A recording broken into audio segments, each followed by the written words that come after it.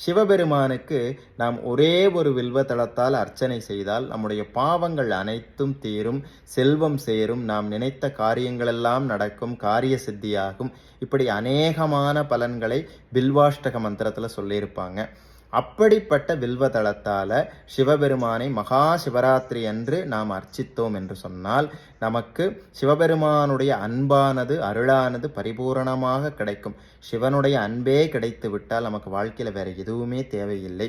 அப்படிப்பட்ட மகாதேவரான சிவபெருமானை அர்ச்சிக்கக்கூடிய வில்வத்துடைய வகைகள் என்ன அப்படின்னு நம்ம தெரிஞ்சுக்கலாம்.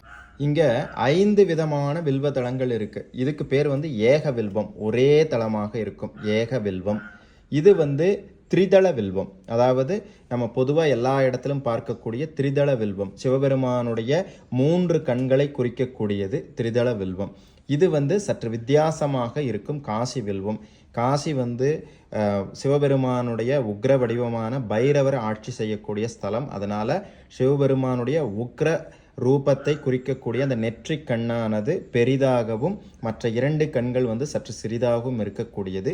இது மகாவில்வம். இந்த மகாவில்வத்தில் 11 தலங்கள் இருக்கும். 11, இது 1 2 3 4 5 6 7 8 9 10 11, இப்படி 11 தலங்கள் இருக்கும். இது மகாவில்வம்.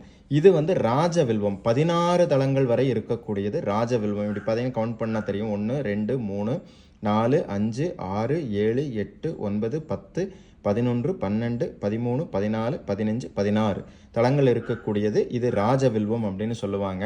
இந்த 5 வகையான வில்வங்களால் சிவபெருமானை மகா சிவராத்திரி என்று அர்ச்சிக்கின்ற பொழுது சிவபெருமான் தன்னுடைய பரிபூரணமான கருணையை நமக்கு வரமாக அருள்வார் அப்படிங்கிறதுல எந்த விதமான சந்தேகமும் கிடையாது.